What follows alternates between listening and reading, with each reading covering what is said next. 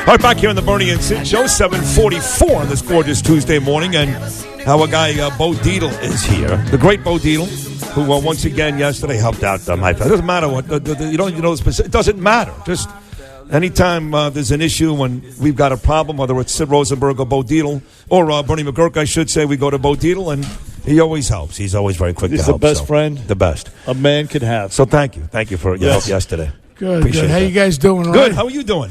Well, what the heck was that? I don't even know where I go anymore. But in any case, hey, John Gotti Jr. the third is boxing next in Hartford. The MMA guy, he's undefeated. Is that the grandson? The grandson, yeah. Really? Yeah. I might go with little Jimmy the Cricket. Is it the UFC or just it's UFC? Yeah. He's undefeated. Kid's in great shape. Yeah. I think that could be kind of cool. To watch would be great. So that's Junior's son, the one that shot Curtis. Allegedly. Allegedly. You know, there was a lot of people that didn't like Curtis. Right. So you know what? This could be all trivia. Maybe Curtis didn't really even get shot. Right. Maybe he just had the runs or something. Who knows? But he could be faking it, right? He could have been faking. Ron Darling, according to a Lenny jealous Dykstra. husband. Right. Yes. You know, he was banging all those chicks in the subways and stuff. Who knows? Could have been a jealous husband that came after him. And if it was John Gotti, if it was Junior, it was only business, nothing personal. Nothing personal. But I'll be honest with you, I love Curtis. He does a great job for the station. He's good. He's all that. Let's get to the big story today. Yeah. Something you've been following, Bo, for months on this show. You've been very passionate about it. We agree with you. Pantaleo now, the trial resumes today, and everything I'm reading and hearing says he's going to get fired. There will be a civil suit as well. What are you hearing about that? I mean, look, so far, like I reached out to his lawyer, London. I said, why don't you parade in there? Why don't we do a reenactment? Bring in 5 guys at the same height and weight, and I'll bring each one of them down, when I made arrests, I have thousands of people we arrested. I did that headlock maneuver all the time. If he didn't have acute asthma and a heart condition, nobody wants anybody to die. Right. Terrible tragedy. But to say that cop was responsible for his death is bullcrap. And where is this O'Neill, radar head O'Neill? Why doesn't he step up and protect his men? And then Lynch all of a sudden comes out of the woodwork now.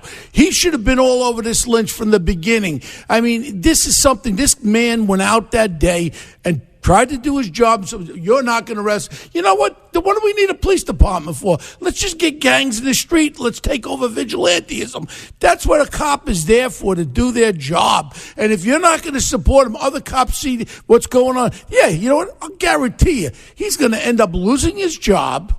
And then they're going to civil suit, and this kid did nothing wrong. And where in the hell is the support for this kid? We just saw the other day, some idiot walked into a precinct with 2 knives, all of a sudden with a ski mask on, and the cops, thank God, didn't shoot him. This is unbelievable. And then all of a sudden he's out of jail again. What the hell is going on? Bo, this guy has a record, too. He raped an incapacitated 26-year-old woman at a homeless center in Staten Island in February 2017. No bail. That's on his record. They let him out with no bail. As you say, he walked into a police department with 2 knives and a mask. Where are we going with this? It's so ridiculous. Any poor cop out there doing their job is going to be weighed, balanced, and judged about your actions. You know what's going to happen? Nobody's going to get involved. There is a undercurrent of crime going on in New York that, 1, half of it ain't being reported. Number 2, cops ain't taking action. So there's a lot of illegal guns on the street because everyone's afraid to go stop and frisk somebody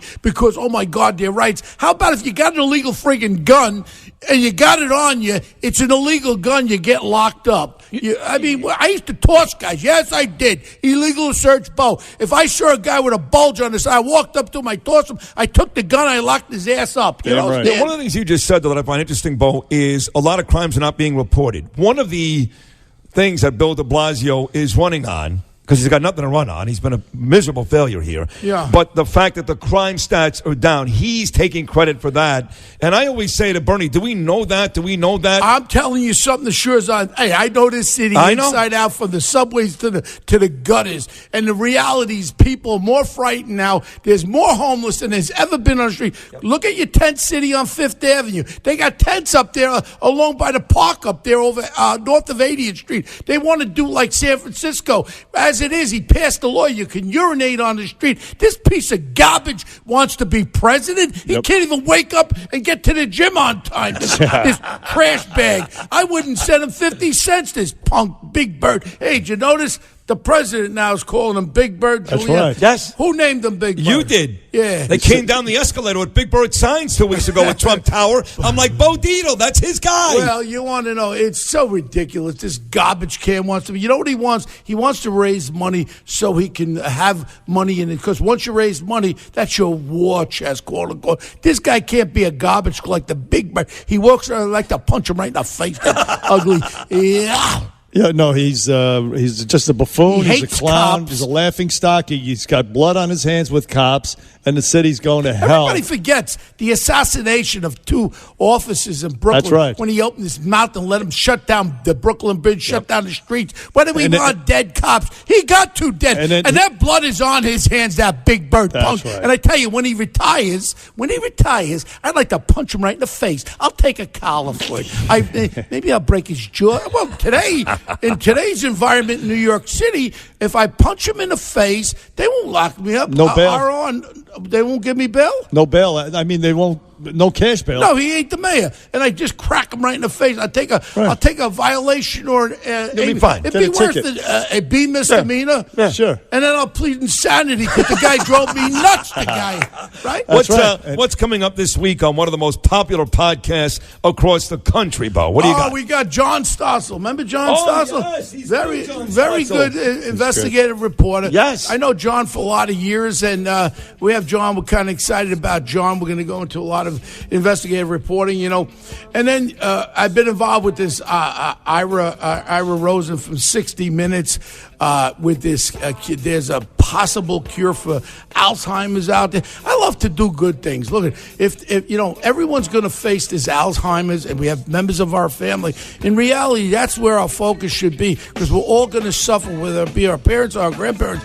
Alzheimer's is the real deal. Real quick, what do you think about Pantaleo? Well, as far as Pentaleo... Oh, I was just kidding. No. I mean, I like to... we're all going that direction. We're all going to get old. No doubt. And Alzheimer's, you don't know when people suffer. How about having a mom or a dad that don't know who you are? Listen, Bernie went through that. Bernie's My father had it. had it. I mean, and look at it. If we have something that can alleviate that, let's get that done. Absolutely. And you know what? The Ebola rap is going strong.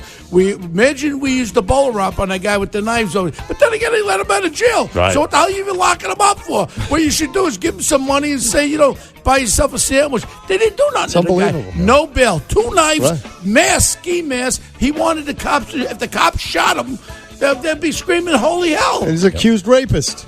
You know what, guys? This is our city, and what it is what it is. These are the cards we're dealt.